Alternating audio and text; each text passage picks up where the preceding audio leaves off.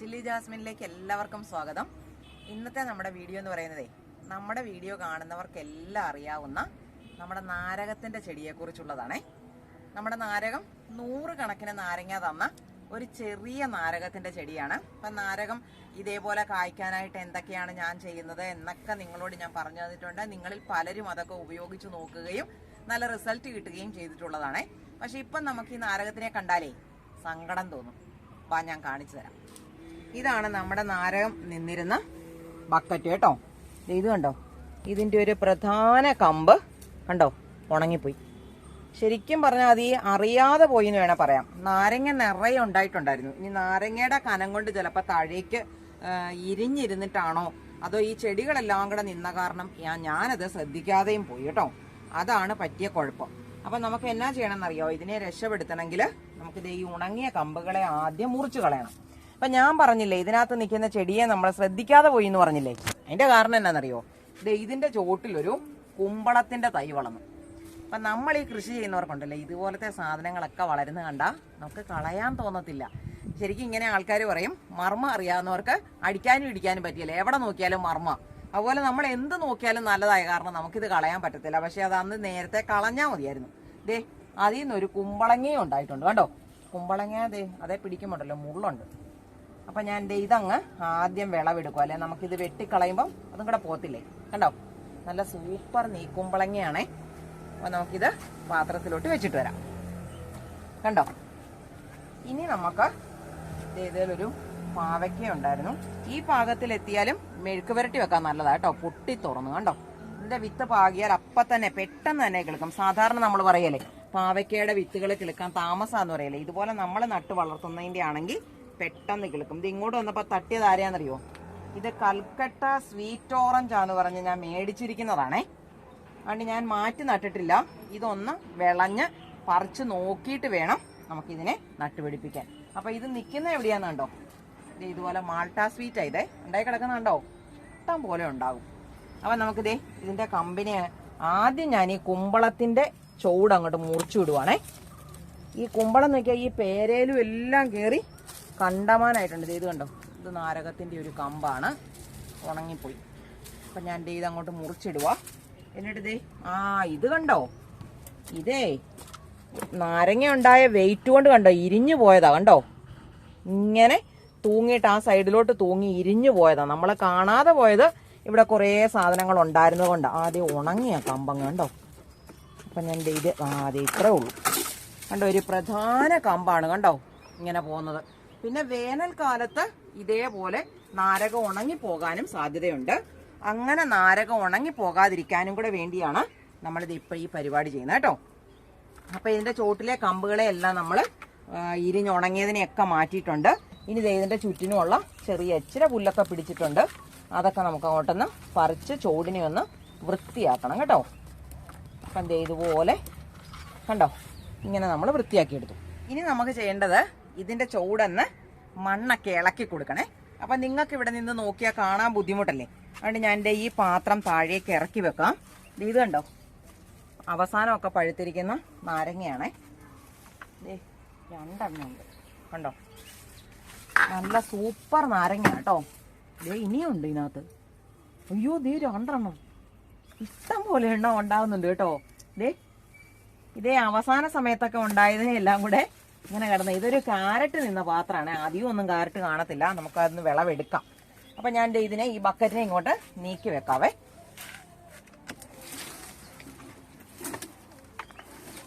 കണ്ടോ, സൂപ്പർ നാരക ചെടിയല്ലേ ഇത്. ഈ ഒരു ഭാഗത്ത് തന്നെ കണ്ടോ നിറയെ പൂത്ത് കായ പിടിക്കാൻ തുടങ്ങിയതൊക്കെ ഉണ്ട്. ഇതിലെല്ലാം ഈ വള്ളികൾ, ഇത് ബസള ചീരയാ, ചോപ്പ് ചീരയെ. ഇനി ഇതെല്ലാം മുറിച്ച് കളയുക നമ്മൾ കേട്ടോ. അപ്പം നാരങ്ങ ഉണ്ടോ 5 എണ്ണം കിട്ടി. അങ്ങോട്ട് അതിൻ്റെ അകത്തോട്ട് ഇട്ടേക്കാം. അപ്പം ഞാൻ എന്നാൽ ഇതെല്ലാം ഒന്ന് ആദ്യം തന്നെ വെട്ടി വൃത്തിയാക്കട്ടെ. പേരയാണെങ്കിലും നല്ലോണം കായ്ക്കുന്ന പേരയാണ്. അതേലും ഇതെല്ലാം കൂടെ കയറി ഇങ്ങനെ വളഞ്ഞു ചുറ്റി കിടന്നാലേ അതിൻ്റെ വിളവിനെയും ഇത് നല്ലോണം ബാധിക്കും. അപ്പം ആദ്യം ഇത് ഞാൻ വൃത്തിയാക്കിയിട്ട് കാണിക്കാം കേട്ടോ. അപ്പം കണ്ടല്ലോ ഈ ചെടി, ഞാനിതെല്ലാം മുറിച്ചെടുക്കുവാണേ. ഇനി നമ്മൾ ചെയ്യുന്നത് ഇതിൻ്റെ ചോട്ടിലെ മണ്ണൊന്ന് ഇളക്കുവാണ് കേട്ടോ. നല്ല മണ്ണല്ലേന്ന് കണ്ടോ, നല്ല ഇളക്കമുള്ള മണ്ണാണ്. ശരിക്കും നാരകത്തിന് നമ്മൾ വളർത്തേണ്ടത് നല്ല ഇളക്കമുള്ള നീർവാർച്ചയുള്ള മണ്ണിലാണ് നാരകം വളർത്തേണ്ടത്. എങ്കിലേ അവരുടെ വേരുകൾ നന്നായി മണ്ണിൽ കൂടെ ഓടുകയുള്ളൂ. അങ്ങനെ വേരുകൾ ഓടി നല്ലോണം വളവും വെള്ളവും വലിച്ചെടുത്താലാണ് നിറയെ പൂക്കളും കായ്കളും ഉണ്ടാകുന്നത് കേട്ടോ.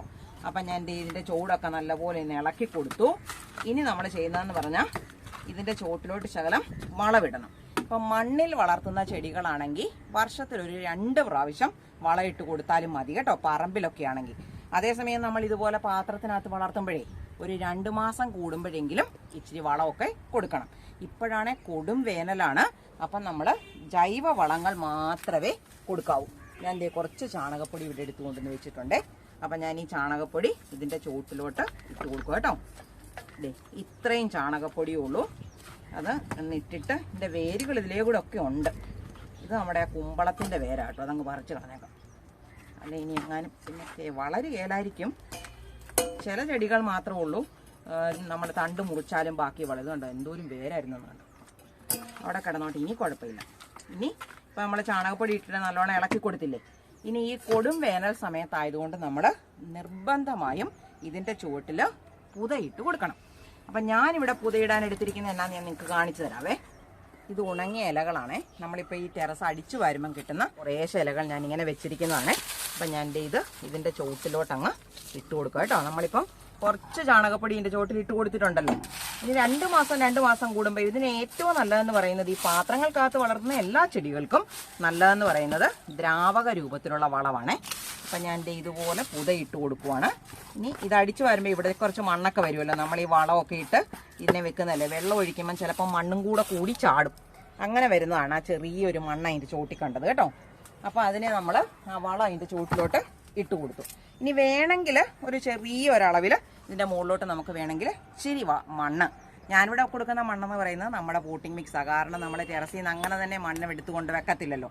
മണ്ണ് ഇവിടെ കൊണ്ടുവന്ന ഉടനെ നമ്മളതിനെ പോട്ടിംഗ് മിക്സ് ആക്കി മാറ്റിയാണ് ഞാനിവിടെ സൂക്ഷിക്കുന്നത്. നമുക്ക് എപ്പോഴാണ് ഒരു ചെടി നടേണ്ടത് അല്ലെ ഒരു വിത്ത് പാകേണ്ടത് നമുക്കറിയാൻ പറ്റിയല്ലോ. അപ്പം നമുക്കൊരു സൗകര്യം കിട്ടിയാൽ അപ്പം തന്നെ ചെയ്യാൻ വേണ്ടിയിട്ട് ഇതേപോലെ പോട്ടിംഗ് മിക്സ് ഉണ്ടാക്കി വെക്കും.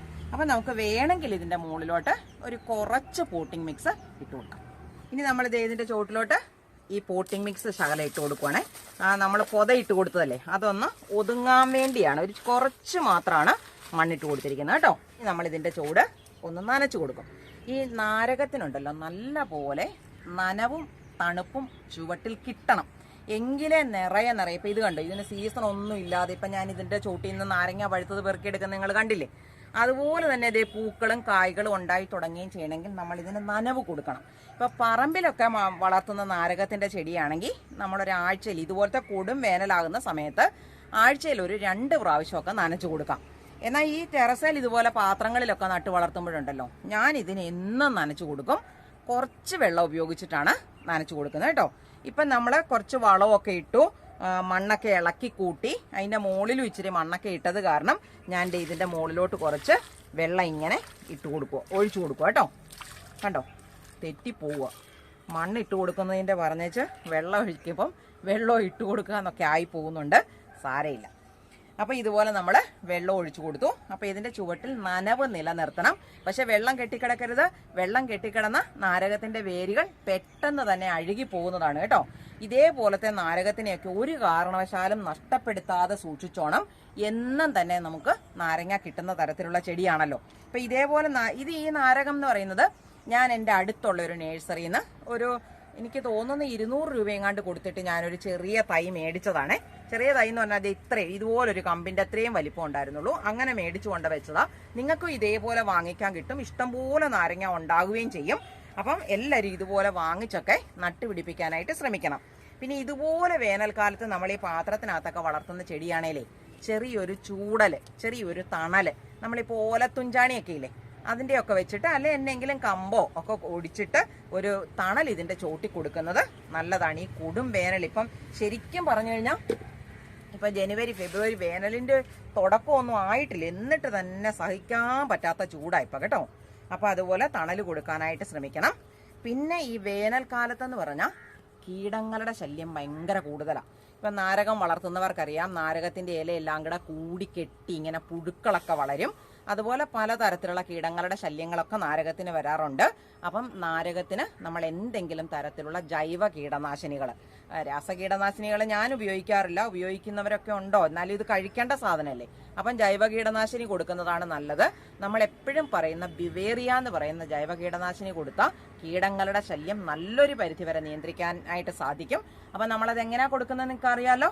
20 ഗ്രാം ബിവേറിയ എടുത്ത് 1 ലിറ്റർ വെള്ളത്തിനകത്ത് കലക്കി ചെടിയുടെ ഇലകളിലെല്ലാം നല്ല പോലെ സ്പ്രേ ചെയ്ത് കൊടുക്കാം. പക്ഷെ ചൂട് സമയത്ത് ചെയ്യരുത് കേട്ടോ. ഒന്നുകിൽ നേരം വെളുത്ത് നല്ലോണം വെളിച്ചം വരത്തില്ലേ, ആ വെളിച്ചം വന്ന് തുടങ്ങുന്നതിന് മുന്നേ, അല്ലെങ്കിൽ വൈകുന്നേരമാണ് ഏറ്റവും നല്ലത്. പിന്നെ രാത്രി സമയത്തേക്ക് ഇച്ചിരി തണുപ്പും അതുപോലെ വെയിലും ചൂടും ഇല്ലാത്തൊരവസ്ഥയാണല്ലോ, അതാണ് ജൈവ കീടനാശിനിക്ക് പ്രവർത്തിക്കാൻ ഏറ്റവും നല്ലത്. അതൊരാഴ്ചയിൽ 1 പ്രാവശ്യം വെച്ച് കൊടുത്തുകൊണ്ടിരുന്നാൽ മതി. കണ്ടമാനം കീടങ്ങളുണ്ടെങ്കിൽ മാത്രം 1 ദിവസമോ അല്ലെങ്കിൽ 3 ദിവസം കൂടുമ്പോഴോ ചെയ്ത് കീടങ്ങളെ നിയന്ത്രിച്ചതിന് ശേഷം ആഴ്ചയിൽ 1 പ്രാവശ്യം വീതം നമ്മൾ ഇതേപോലെ ചെയ്താൽ മതി. പിന്നെ ഈ നാരകത്തിന്റെ ചെടിക്ക് പ്രൂണിങ് വളരെ നല്ലതാണ്. ഞാൻ ഇന്ന് ചെയ്യാത്തതെന്ന് പറഞ്ഞാൽ വലിയൊരു കമ്പല്ലേ ഇപ്പം ഉണങ്ങിയിട്ട് ഒടിച്ച് നമ്മൾ കളഞ്ഞത്, അല്ലെങ്കിൽ ഇതിന്റെ എല്ലാം തലപ്പ് ഇതുപോലെ വെട്ടി കളയുവാണ്. പുതിയതായിട്ട് വരുന്ന നാമ്പുകളിലാണ് പെട്ടെന്ന് പൂക്കൾ ഉണ്ടാകുന്നത് കേട്ടോ. അപ്പൊ ഈ പ്രൂണിങ് നടത്തുന്നത് നാരങ്ങ കൂടുതൽ ഉണ്ടായി കിട്ടാനും ചെടി നല്ലതുപോലെ വളരാനും ഒക്കെ നല്ലതായിട്ടുള്ളൊരു പരിപാടിയാണ്. അതുപോലെ മാത്രമല്ല ചെടിക്ക് നല്ല ഷേപ്പ് നിൽക്കും. ഇപ്പൊ എന്റെ ഈ ചെടിക്ക് ഷേപ്പ് പോയിട്ടുണ്ട്, കണ്ടോ, ആ തലപ്പ് കണ്ടമാനം നീണ്ടുപോയിരിക്കുന്നുണ്ടോ. അപ്പൊ ചെടിക്ക് ഷേപ്പ് നിലനിർത്താനും എല്ലാം നമ്മൾ പ്രൂണിങ് ചെയ്ത് കൊടുക്കണം. ഈ ടെറസിലൊക്കെ വളർത്തുന്ന ചെടികളാണെങ്കിൽ എപ്പോഴും പ്രൂൺ ചെയ്ത് വളർത്തുന്നതാണ് നല്ലത്. എന്നാലേ അവർക്ക് നിൽക്കാനുള്ള അത്ര ഇട കിട്ടുള്ളൂ. എല്ലാവരും കണ്ടമാനം അങ്ങോട്ട് വളർന്നു പോയി കഴിഞ്ഞാൽ എല്ലാവരുടെ ഇലകളെല്ലാം തമ്മിൽ കൂട്ടിമുട്ടുകയും ആവശ്യത്തിന് വേണ്ടത്ര വെളിച്ചം കിട്ടാതെ പോവുകയും ഒക്കെ ചെയ്യും കേട്ടോ.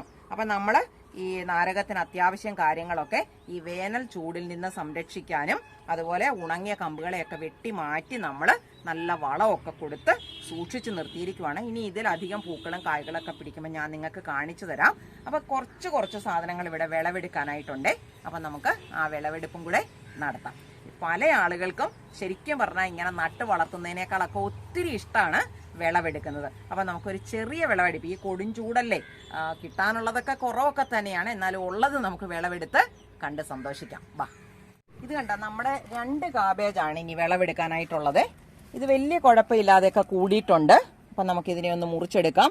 മറ്റത് അവിടെ നിൽക്കട്ടെ. ഇനിയിപ്പം ചൂട് കണ്ടമാനം തുടങ്ങിക്കഴിഞ്ഞാൽ ഈ കോട്ടയം പോലത്തെ സ്ഥലത്തെ ഇതുപോലെ നിറുക പോലെ നിൽക്കുന്ന ടെറസിന്റെ മണ്ടയല്ലേ ഇത്, അവിടെ നിൽക്കുന്ന ചെടിക്ക് ഇനിയൊന്നും വലിയ ഇതുപോലത്തെ കാബേജൊക്കെ ഉണ്ടാകാനുള്ള സാധ്യത വളരെ കുറവാണ്. അപ്പൊ ഞാൻ ഇതൊന്ന് മുറിച്ചെടുക്കുവാണേ.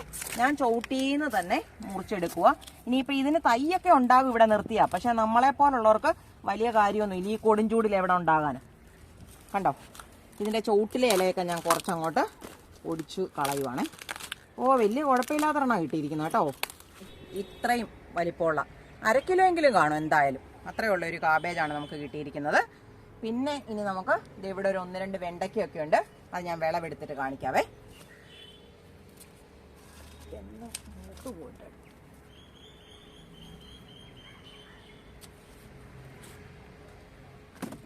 ഇതെന്നാന്നറിയോ, നമ്മള് ഉള്ളി അന്ന് നട്ടുപിടിപ്പിച്ചതാണേ.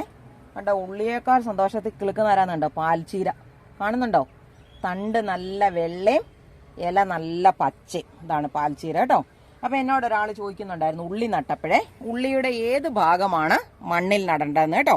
ഉള്ളി എടുക്കുമ്പോൾ നമ്മളിത് ഇതുപോലെ നിൽക്കുന്നത്, ഒന്ന് മുകളിലോട്ട് കൂർത്ത ഭാഗവും താഴെ ഇത് വേരുകളായിരുന്നതാ അവർ മുറിച്ച് കളയുന്നതാ. അപ്പൊ ഈ വേരിന്റെ ഭാഗം ചോട്ടിൽ വരത്തക്ക രീതിയിൽ വെക്കണം കേട്ടോ. ഉള്ളി നടുമ്പോൾ എപ്പോഴും ഉള്ളിയുടെ ഒരു പകുതി ഭാഗം മാത്രമേ മണ്ണിലേക്ക് താഴാവൂ, ഒത്തിരി ഭാഗം മണ്ണിലേക്ക് താഴേണ്ട കാര്യമില്ല. അപ്പൊ ഇതിനകത്ത് നിൽക്കുന്നത് ഈ പാൽച്ചീര ആയതുകൊണ്ട് ഞാൻ കളയുന്നില്ല, അതവിടെ നിന്നോട്ടെ.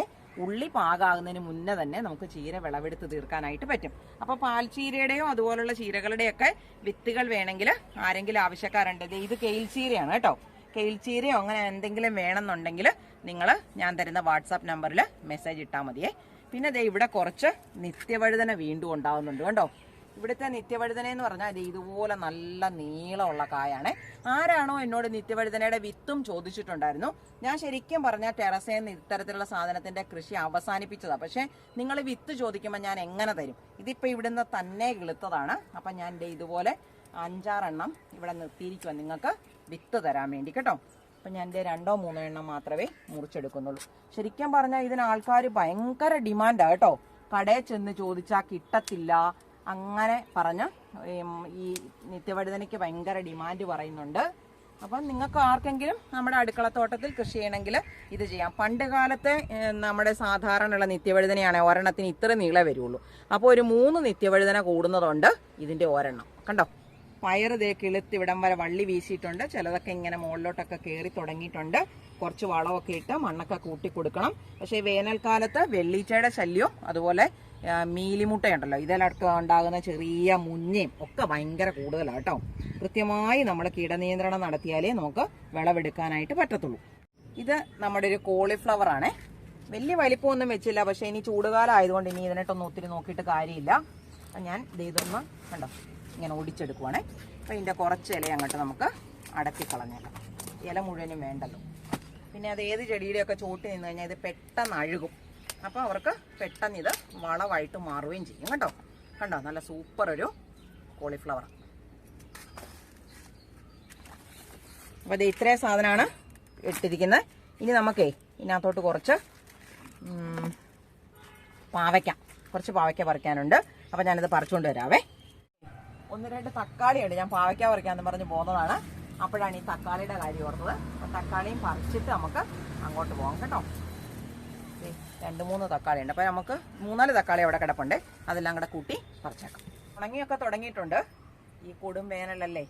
അപ്പോൾ ഇവിടെ 2-3 തക്കാളിയുണ്ട്. ഇതൊക്കെ പച്ച അങ്ങോട്ട് മാറിയിട്ടുണ്ട്. അപ്പോൾ ഇത് നമ്മൾ വീട്ടിൽ കൊണ്ടിട്ടാലും പഴുത്തോളും കേട്ടോ.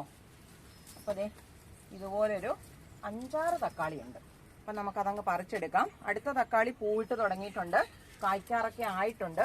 നമ്മളിപ്പോൾ എപ്പോഴും തക്കാളി നടുമ്പോഴേ ഇതുപോലെ തുടർച്ചയായിട്ട് ചെയ്യണം. അപ്പം ഞാൻ ഫെബ്രുവരിയിലെ കൃഷി നിങ്ങളോട് പറഞ്ഞു തന്നായിരുന്നു.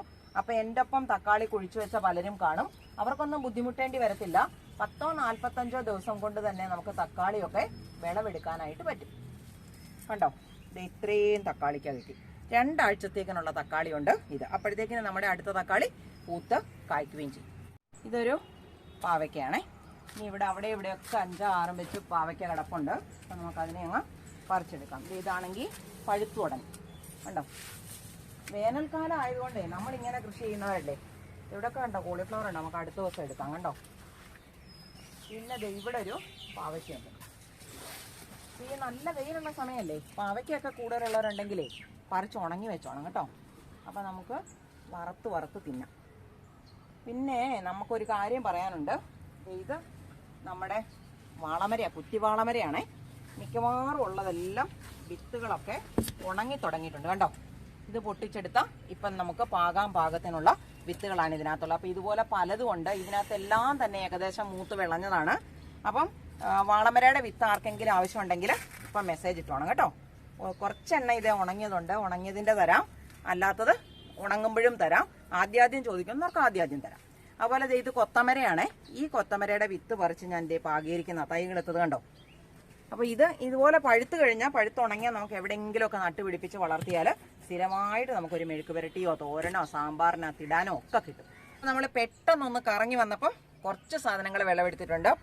പാവയ്ക്കയുണ്ട്, തക്കാളിയുണ്ട്, കുമ്പളങ്ങയുണ്ട്, കാബേജുണ്ട്, കോളിഫ്ലവർ ഉണ്ട്, പച്ചമുളകുണ്ട്, നിത്യവഴുതനയുണ്ട്, വെണ്ടയ്ക്കയുണ്ട്. അങ്ങനെ കുറേ സാധനങ്ങൾ നമ്മളിന്ന് വിളവെടുത്തിട്ടുണ്ട്. ഇതേപോലെ മറ്റൊരു നല്ല വീഡിയോയുമായി നമുക്ക് അടുത്ത ദിവസം